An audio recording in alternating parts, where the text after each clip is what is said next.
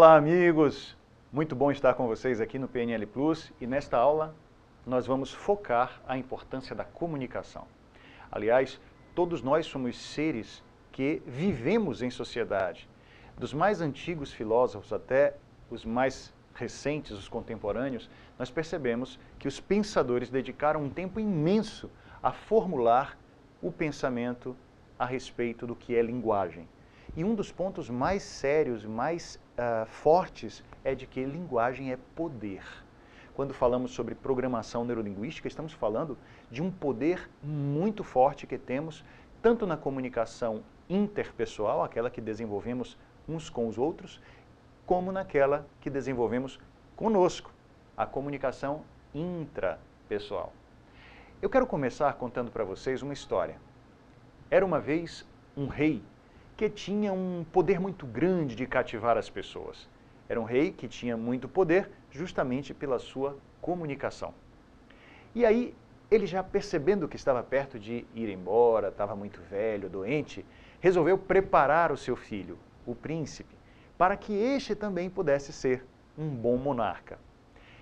Quando falava com o seu filho, ele disse: para você se tornar um grande rei, precisará fazer o seguinte: viaje com o seu cavalo até o alto da Montanha Azul e lá você vai encontrar uma casa de pedra. Nessa casa mora um velho, um homem idoso e sábio. Sua idade ninguém sabe. E foi com ele que eu aprendi a ser um grande rei. Amanhã mesmo eu quero que você, meu filho, faça isso. No dia seguinte, o jovem pegou o seu cavalo, subiu a Montanha Azul e lá, chegando, encontrou a tal casa de pedra. Curiosamente, havia um homem idoso à porta da casa, e era exatamente o mestre do qual seu pai falara no dia anterior. E aí o jovem já ia saindo do seu cavalo, desmontando, quando o mestre disse: não, meu jovem, por favor, não desça ainda. Eu sei que você veio aqui aprender a ser um grande líder, como seu pai foi. E o rapaz, intrigado, como é que aquele homem sabia daquilo tudo? E o mestre continuou: antes que você desça para conversar comigo e ter aulas sobre liderança, eu quero que você volte à floresta com o seu cavalo e escute os sons da floresta. Ouça tudo o que você puder. E depois de algumas horas no meio da mata, volte até aqui e me conte todos os sons que você captou. O jovem resolveu seguir essa orientação. Deu meia volta com seu cavalo, foi para a mata e procurou escutar tudo o que era possível dentro daquela floresta. Retornando à casa do mestre, ele o esperava também à porta e disse: e então, antes de descer do seu cavalo, me diga o que você escutou. O rapaz falou sobre o barulho do vento sobre as folhas. O rapaz falou sobre o som da água correndo num regato. E foi narrando os sons dos pássaros e etc. E quando pensou que já tinha completado a sua atividade, cumprido a sua missão, que ia descendo do cavalo, o mestre disse: espere, ainda não. Eu quero que você volte à mata e que você escute ainda por mais algumas horas os sons mais sutis. Ou seja, eu quero que você me traga sons absolutamente novos. O rapaz ficou se indagando o que poderia mais escutar na mata do que aqueles sons que já tinha trazido antes. Voltando à floresta, o jovem começou a procurar que sons seriam esses, que sons sutis seriam esses. E depois de muito tempo, ele começou a captar. Sons que pareciam não existir, agora estavam sendo filtrados pelos seus ouvidos. Voltando à cabana do mestre, mais uma vez ele à porta o esperava e disse: e então, meu filho, o que foi que você escutou desta vez? O jovem então descreveu o som da terra clamando pela água da chuva que ainda não chegara. O som das pequeninas flores agradecendo o beijo do beija-flor e da borboleta. O som das pequenas gotas de orvalho caindo sobre suas pétalas. Falou sobre o som de inúmeras formas diferentes, inclusive aqueles que pareciam não existir. O mestre satisfeito olhou para o jovem e disse, agora sim, por favor, desça do seu cavalo, venha até a minha casa, onde você aprenderá, assim como seu pai, a ser um grande líder. Porque a mais importante lição, e talvez o principal atributo, você já tem. Capacidade de ouvir o inaudível. De ouvir os corações das pessoas que você liderará, antes mesmo que as suas bocas se pronunciem. Falar sobre comunicação, meus amigos, é falar antes de tudo sobre isso. A nossa capacidade de ouvir. De captar aquilo que chega, quando na verdade nem parece existir. Falar sobre comunicação não é falar sobre uma boca que fala, uma mão que escreve, é falar sobre um ser humano que está em contato com outro ser humano e que é capaz de ouvir até mesmo aquilo que ele não diz. Trazer para vocês a aula aqui no curso de comunicação é lembrar a você de começar a perceber que as pessoas podem não dizer coisas e estar comunicando coisas muito importantes. E também de ouvir a si mesmo. As diversas, as múltiplas subpersonalidades que nós temos e que estão dentro da mente, se comunicando o tempo todo, pedindo, orientando e às vezes até partes autocríticas internas que podem ser sabotadoras, que ficam o tempo todo buzinando coisas negativas. Que tal ouvi-las não para aceitar aquilo que elas estão trazendo, mas para dizer para elas, opa, dá um tempo. Fale comigo de uma forma diferente, porque a maneira como você está falando aí dentro de mim está me deixando sem motivação. Linguagem, comunicação é poder. Pensamento é também linguagem e comunicação. Então estamos aqui falando de pensamento, estamos falando de linguagem, que pode ser interpessoal, você falando com uma outra pessoa, ou falando para um grupo, e intrapessoal, você falando consigo mesmo. Aliás, há um texto muito interessante em Diálogos de Platão, em que Sócrates está conversando com Teeteto, um jovem matemático, e ele pergunta para Teeteto algo sobre conhecimento e algo sobre pensamento. Nesse diálogo surge uma definição muito interessante a respeito de pensamento. Um diálogo que a alma trava consigo mesma a respeito de algum assunto que lhe interessa. É como se estivéssemos dentro de nós falando conosco. E isso traz uma repercussão muito forte naquilo que nós sentimos. Se eu digo coisas pouco estimulantes para mim mesmo lá dentro de mim, minha motivação cai. Há pessoas que, por exemplo, fazem alguma coisa e essa coisa não é boa e ele se julga inferior e lança feedbacks internos muito ácidos e muito severos. E isso pode diminuir a nossa emoção e a nossa motivação. Vamos ficar, a partir de agora, bastante atentos à comunicação que temos com as outras pessoas e à comunicação que temos conosco. Mas vamos lá. Vamos falar um pouquinho mais sobre essa história de poder, essa história da comunicação e por que ela é assim tão decisiva, tão forte, né? Aqui eu tenho para vocês uma imagem, a imagem daquele mito interessantíssimo dentro do Gênesis, na Bíblia. Gênesis capítulo 11, que é a Torre de Babel. E só para refrescar a sua memória, imagina-se que, naqueles tempos, as pessoas todas falavam o mesmo idioma. Isso conferia ao homem um poder muito grande. O poder, inclusive, de desafiar os céus, desafiar o divino. E estes homens que tinham tanto poder, resolvem construir uma torre imensa, uma torre tão grande que pudesse alcançar o céu. Neste momento, por causa dessa arrogância, dessa prepotência tão grande, que também é derivada do poder que eles possuíam, Deus lhes dá um castigo, que é o embaralhamento dos idiomas. E a partir daquele momento, eles não falam mais a mesma língua. Isso faz com que eles percam poder. Olha que mito interessante. Falar a mesma língua, dominar linguagem, dominar comunicação, representa poder. Um poder tão grande que faz o homem querer desafiar o divino. Isso é um mito bastante interessante dentro dessa nossa perspectiva de estudo. E eu gostaria de perguntar a vocês, e quando a boca está falando uma coisa e o nosso não verbal fala outra.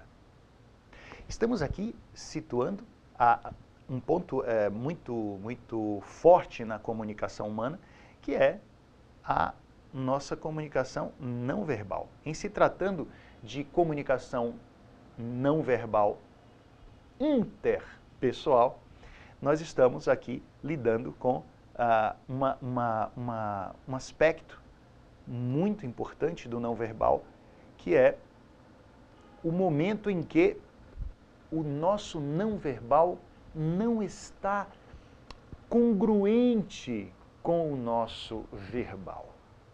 Quando a minha boca fala uma coisa e o meu não verbal diz outra completamente diferente. Eu quero trazer para vocês um estudo, uma pesquisa que trata exatamente disso, quando há incongruência. Eu, por exemplo, posso estar conversando com você agora e dizer algo do tipo: eu estou muito feliz de estar dando essa aula para você. É um grande prazer para mim fazer isso. Você não imagina o quanto eu gosto de dar aula. É muito provável que você tenha percebido a incongruência entre as palavras que saíam da minha boca e o meu processo de linguagem que estava nos olhos, que estava nas expressões faciais, nos movimentos corporais, completamente fora de sintonia com as palavras que estavam sendo ditas. O ser humano, diante da incongruência entre aquilo que diz e aquilo que mostra, tem uma tendência muito mais forte em acreditar naquilo que está sendo visto, naquilo que está sendo percebido além das palavras. Há uma frase de um pensador americano chamado Ralph Waldo Emerson. Ele dizia uma coisa preciosíssima: aquilo que você é grita tão alto aos meus olhos que eu não consigo ouvir o que você diz. Eu vou repetir para você. Aquilo que você é grita tão alto aos meus olhos que eu não consigo ouvir o que você diz. Isso significa que o não verbal diante do verbal não tem como competir. Não há forma de competir não verbal com verbal. Quando os dois estão em incongruência, o não verbal ganha disparado. Disparado. Muito cuidado com a sua comunicação, porque aquilo que você fala não é o suficiente. Aquilo que você fala é um pedacinho muito pequeno da força expressiva que você tem. Essa pesquisa trata exatamente disso. Vamos ver aqui. Foi feita há mais de 50 anos por esses pesquisadores, Mehrabian e Ferris, e nós temos aqui uma coisa muito preciosa. Observem que 55% do peso, da força da comunicação tem a ver com o que se vê em você. Exemplo, as expressões faciais, a postura, as roupas, os gestos. Isso aqui já é uma extensão que eu estou fazendo dessa pesquisa. Isso é muito forte quando estamos falando, por exemplo, no poder de liderança política. Sim, você acredita que essas pessoas que estão se candidatando às eleições, seja lá de que cargo eletivo for, estamos falando sobre pessoas que estão muito atentas à imagem. Se elas próprias não estão, aqueles que trabalham com elas, seus assessores, os marqueteiros, precisam estar muito ligados, porque a imagem vai contar decisivamente com um maior número ou menor número de votos que esta pessoa vai ter. Portanto, o que se vê em você pode ser decisivo para a sua credibilidade diante dos diversos tipos de objetivos que você tem. Aliás, há uma música muito interessante que diz: fundamental é mesmo o amor, é impossível ser feliz sozinho. Estendo esse conceito para: é impossível concretizar objetivos sozinho. Onde quer que você vá, com os objetivos que você tem, você precisa cativar pessoas. Você tem que estar lado a lado com gente. E assim, observe que 55% da sua força expressiva tem a ver com expressões faciais, postura, o seu jeito de se colocar na comunicação, suas roupas, seus gestos. Posso até dizer que existe uma incongruência muito grande se, por acaso, um político resolve subir o morro, subir uma comunidade usando paletó e gravata. Eu duvido que eles façam isso. Você vai vê-los subir o morro com uma camisa talvez social arregaçada, uma calça jeans, ou quem sabe uma camisa polo, porque eles não querem se distanciar daquelas pessoas, não querem se mostrar tão estranhos àquelas pessoas, querem que haja familiaridade, rapport, sintonia, e a sintonia acontece por semelhança. Portanto, é muito importante perceber que quando há incongruência entre aquilo que você emite com as palavras e aquilo que você mostra, 55% da força vão ficar do lado daquilo que as pessoas veem em você. Segunda força, então, da comunicação, nós vamos ter aqui, que é justamente qualidades vocais. 38% da força dessa comunicação tem a ver com a maneira como você emite as suas palavras. Não estou falando do conteúdo, estou falando da forma como as palavras saem. Então, nesse ponto, o que é que vai importar? O volume de voz, o ritmo de voz, a ênfase que você dá nessa ou naquela palavra, o tom de voz. Tudo isso representa um conjunto muito importante da comunicação, tá? 38%. E então aqui nós estamos falando do quê? Do não verbal. 55 com 38. 93% da força da comunicação vão estar relacionadas a não verbal, ao tipo de expressão que você passa. Então, o que é que sobra para as palavras ou para o conteúdo? 7%. 7% estão relacionados àquilo que é dito. O que é que isso quer dizer? O que é que essa pesquisa quer dizer? Que quando nós estamos com esse não verbal e quando estamos com o verbal brigando, aí estamos falando de uma espécie de briga, né? Da maneira como nós expressamos, da maneira como nós falamos e aqui peguei, versus, né? O não verbal brigando com o verbal. Quando existe essa incongruência, nós estamos percebendo que a maior força vai ser justamente o não verbal. 93% da força da comunicação estarão relacionadas àquilo que você não diz, à maneira como a sua comunicação sai de você. Observe apenas um teste, uma brincadeira aqui que eu vou fazer com você. Eu tenho essa frase: eu não estou afirmando que ela roubou o livro.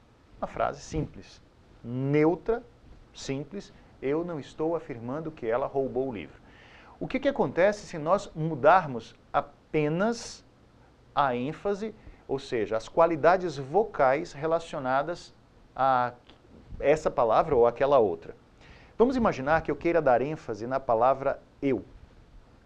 E aí eu digo para você assim: meu amigo, minha amiga, eu não estou afirmando que ela roubou o livro. Eu não estou afirmando que ela roubou o livro. O que é que isso significa? Provavelmente você deve concordar comigo. Isso parece ter muito a ver com, olha, eu estou pensando uma coisa, outras pessoas não. Eu não estou afirmando que ela roubou o livro, mas outras pessoas podem estar fazendo isso. Imaginem então que a ênfase agora vai ser na palavra afirmando. A frase, portanto, vai ficar assim: meus amigos, eu não estou afirmando que ela roubou o livro. O que é que isso significa? Com a ênfase nesta palavra, nós estamos dizendo talvez algo relacionado com uma suspeita. Eu estou levantando uma hipótese. Mas vamos imaginar que a ênfase seja na palavra ela. E aí a frase fica assim: meus amigos, eu não estou afirmando que ela roubou o livro. Isso pode deixar, né, entender que outra pessoa deste grupo fez este roubo acontecer. Mas vamos imaginar que a ênfase seja agora na palavra roubou. Meus amigos, eu não estou afirmando que ela roubou o livro. que é que isso significa para você? Provavelmente eu estou dizendo que ela pediu emprestado, mas não devolveu, ou esqueceu de avisar. E se for em o livro a nossa ênfase? Meus amigos, eu não estou afirmando que ela roubou o livro. Nesse momento nós temos uma nítida colocação de que outras coisas que sumiram no recinto, ela levou para casa. O que é que eu quero dizer com isso? Aqui nós estamos apenas tratando do quê? Qualidades vocais. Ou seja, não são as palavras, são maneiras ou formas, qualidades vocais, maneiras ou formas de se dizer alguma coisa. A expressividade, sob o ponto de vista visual, nem está sendo analisada, que é talvez a parte mais forte, porque eu posso dizer uma coisa com as minhas palavras e o meu olhar mostrar algo totalmente diferente. Percebem isso? Então, quando estamos falando de comunicação, é muito importante que esteja bem claro que o seu todo comunica. Tudo em você é plena comunicação. E assim sendo, vamos para pressupostos, gosto de chamar os pressupostos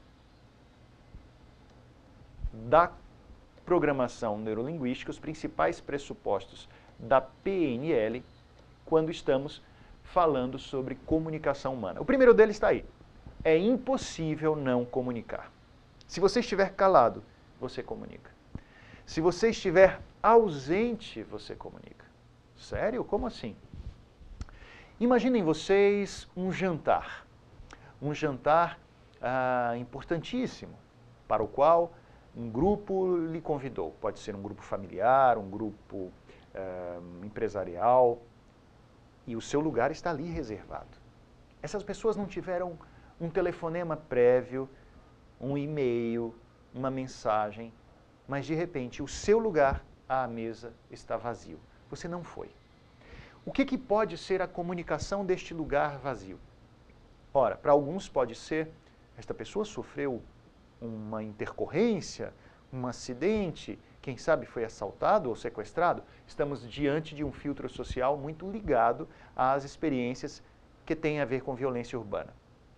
Outra possibilidade, este lugar vazio representa o descaso desta pessoa em relação ao nosso convite. E assim, essas pessoas ficarão magoadas com você. Não importa, até mesmo a sua ausência está comunicando alguma coisa. Ou seja, para evitar uma coisa como essa, é importante não deixarmos algumas lacunas vazias quando nós estamos lidando com seres humanos. Alguém que espera ouvir de você um eu te amo e não escuta. Isso é também uma comunicação. Portanto, dentro da programação neurolinguística, o primeiro pressuposto importante é impossível não comunicar. De qualquer jeito, a sua própria existência já comunica alguma coisa. Que tal irmos para um segundo pressuposto importante? Comunicação não é a intenção que nós temos, e sim o resultado. Há uma diferença muito grande entre o que você tem na tua mente, a tua intenção, e aquilo que é o impacto gerado pela comunicação. E essas duas coisas estão, às vezes, brigando. Falávamos há poucos instantes a respeito da incongruência entre o que se diz e o que se mostra. Portanto, comunicação não é a intenção que você tem, e sim o resultado que você obtém. É possível, por exemplo, uma pessoa querer muito comunicar amor, mas ser entendida de uma forma completamente diferente. Vamos pensar nessa outra pressuposição importante da PNL a respeito da comunicação. Quem quer comunicar é responsável 100% pelo que quer comunicar. O que é que isso nos diz? Todas as vezes em que eu estou diante de um outro ser humano e quero comunicar alguma coisa, que eu assuma a responsabilidade por essa comunicação. Posso dizer que essa pessoa tem problemas de cognição e por isso ela não entende. Professores gostam muito de fazer isso em relação às suas turmas. Dizem, olha, aquela turma X é muito fechadinha. é uma turma onde as pessoas são muito mente fechada, elas não aprendem nada, elas são difíceis. E eu posso sempre colocar a responsabilidade sobre o outro. É a maneira mais simples de se fazer um feedback em relação a algum acontecimento. O outro tem problemas de entendimento. Costuma-se dizer muito isso dentro da área da educação. Aquelas pessoas têm problemas de aprendizagem. Nós estamos trazendo uma nova ótica, que é, pode ser que o problema não seja de aprendizagem, o problema seja de ensinagem. A maneira como você está transmitindo não está sendo eficiente e você não muda justamente porque está colocando a responsabilidade no outro. Outra possibilidade muito interessante. Você está diante de um cliente, seja ele num trabalho de prestação de serviço ou de venda de um produto, etc. E de repente você diz, olha, essa pessoa é difícil. Muita gente diz isso, aquele cliente é difícil. Nós gostamos de dizer em PNL, traduzindo este pensamento para uma outra forma de entender, que este cliente não é difícil. Você não está conseguindo criar uma ponte de comunicação adequada com este cliente.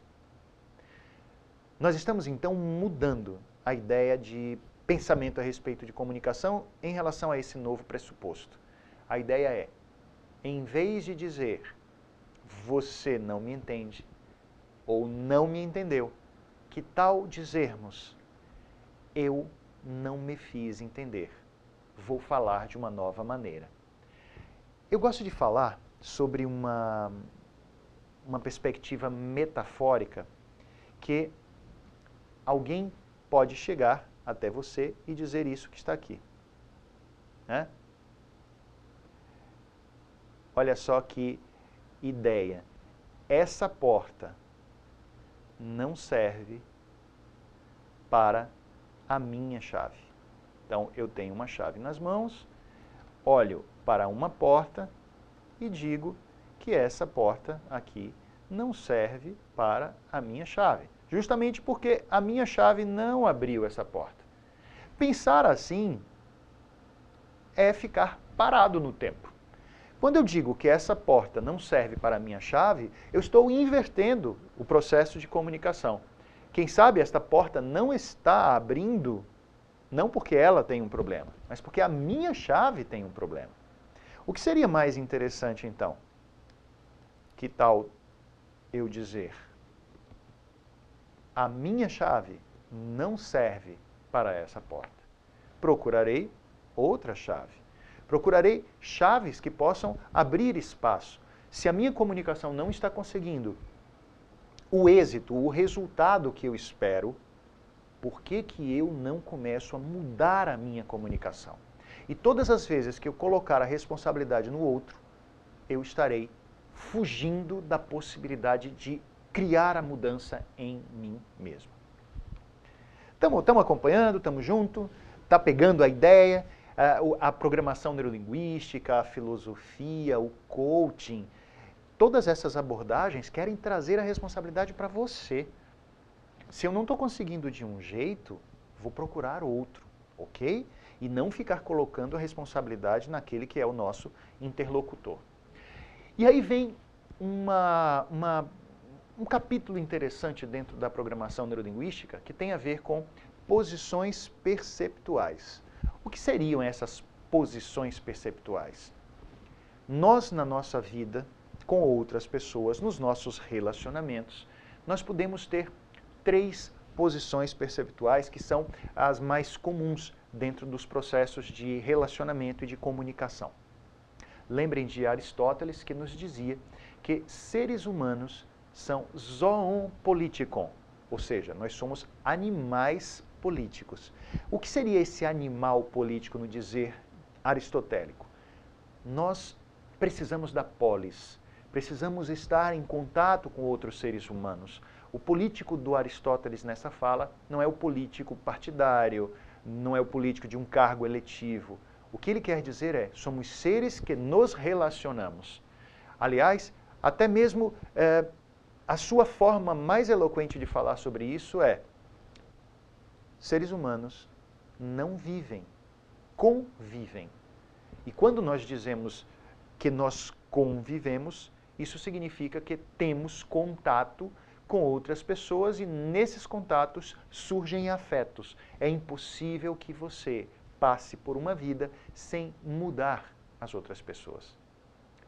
Outra coisa importante, é impossível você passar por uma vida sem ser mudado por outras pessoas. Mas vamos lá. Quais seriam então as 3 posições perceptuais? Primeira delas, nós chamamos de a posição do eu. Posição do eu. Nessa posição, o que importa é o que eu vivo, o que eu sinto, os meus objetivos, os meus valores, aquilo que é importante para mim. E nessa posição, chamada de primeira posição, eu me sinto dono de tudo o que é a existência deste relacionamento ou desta comunicação. Eu estou com um interlocutor. Então, nós vamos trazer agora a segunda posição, que é a posição do outro. Isso significa a posição empática, a sua capacidade não apenas de estar em si, mas de se colocar no mundo de uma outra pessoa. Você se sente, quando se coloca em segunda posição, você se sente dentro dos sapatos da outra pessoa. Sim, você deve ter experimentado isso em muitos momentos. Aliás, isso é empatia. Sentir como o outro sente. A palavra quer dizer exatamente isso. E vem de patos, vem de paixão, de onde também brota a palavra patológico, doença. Aliás, muitos são os filósofos que vão falar que o apaixonamento é uma doença. Mas aqui nós estamos tratando do ser capaz de estar no mundo do outro, ser capaz de entrar nos sapatos do outro. Essa posição é uma posição fundamental na comunicação. Sinta como se você fosse a outra pessoa. Ora, e qual seria a terceira posição? Essa terceira posição, ou metaposição, nós vamos chamar de a posição do observador. Posição de observador é como se fosse uma mosquinha na parede. Aquela posição de alguém que está de fora percebendo o que acontece. Esta é uma posição importante, sabiam? Essa posição é uma posição de profunda relevância quando nós estamos querendo entender o que acontece nas nossas relações. Coloque-se dentro de si mesmo, coloque-se nos sapatos do outro e coloque-se como um observador externo que analisa, que olha de maneira isenta o que está acontecendo no processo de comunicação, na dinâmica da comunicação. Quando falamos sobre isso, isso pode estar acontecendo quando você quer analisar uma situação de uma discussão, por exemplo. Vamos agora fazer então um processo de exercício. O que é que eu quero? Eu quero pedir para você que, numa técnica mental, imagine-se numa dificuldade de interação com alguém. Pode ser uma comunicação truncada, um problema de discussão, uma briga. Traga de volta à sua mente essa experiência. Pense nela outra vez. E agora coloque-se na posição do eu, na primeira posição. Então, nesse momento, eu vou pedir que você pense em o que você quer. O que quer? Deixa eu apagar aqui. Eu fiz uma bobagem. Tá? O que você quer? Tá? O que você quer? Isso significa que qual é o seu objetivo nessa discussão? Eu quero que essa pessoa me compreenda, eu quero que ela cale a boca, eu quero que ela aceite o que eu estou dizendo como se isso fosse a verdade. O que você, além do que você quer, o que você valoriza? Quais são os valores aí dentro? Eu valorizo amor, afeto, paz, eu valorizo verdade. Quais são os valores que você tem quando está revivenciando esta experiência de discussão? Pode ser que os seus valores sejam diferentes dos valores da outra pessoa. Como você se comunica nessa situação? Como é a sua maneira de se comunicar, a maneira de expressar o que você quer e de mostrar quais são os seus valores? Inicialmente, de forma resumida, podemos enveredar por esse caminho. Então, você está aqui revivenciando, né, a posição número 1, a primeira posição, que é a posição do eu. Revivencie, tá? Experimente isso. Que tal agora você fazer um exercício de flexibilidade e mudar de posição? Imagine-se agora, com toda a isenção que você puder, entrar nos sapatos do outro. Ou seja, parta para a segunda posição. Entre na posição da pessoa com quem você estava discutindo. Imagine-se que você está dentro dos sapatos dela. Ou seja, o que ela quer, você sente agora como se fosse ela própria. Você percebe como se fosse você mesmo. O que ela quer naquele momento? Só que agora você está dentro dos sapatos dela. Você agora é essa pessoa. Então, eu poderia perguntar a você, como se você fosse ela, o que você quer, o que você valoriza e como você se comunica neste momento, sendo o outro. Procure ser isento para não julgar, porque isso poderia ser apenas uma nítida demonstração que você não conseguiu passar para o lugar do outro. Vamos agora migrar para a terceira posição, a posição do observador. Imagine-se uma pessoa de fora agora, olhando essa experiência. Como seria se fosse agora essa experiência, você em interação com essa pessoa, nessa discussão, observados os dois por alguém de fora? O que é que esta pessoa de fora nota, percebe? E aí, existe uma fala interessantíssima dentro da programação neurolinguística, que é nós observarmos os motivos que estão por detrás, a intenção positiva. Vamos imaginar que você diga, o que eu quero é que esta pessoa me respeite. E de repente a gente pode perguntar, o que há por detrás dessa vontade de ser respeitado? Talvez a vontade de ser amado? Então estamos procurando a intenção positiva por detrás dos comportamentos e por detrás da própria comunicação. Qual é a intenção positiva sua e qual é a intenção positiva do outro nessa discussão? Talvez alguém de fora consiga enxergar isso melhor. Portanto, migre para uma terceira posição.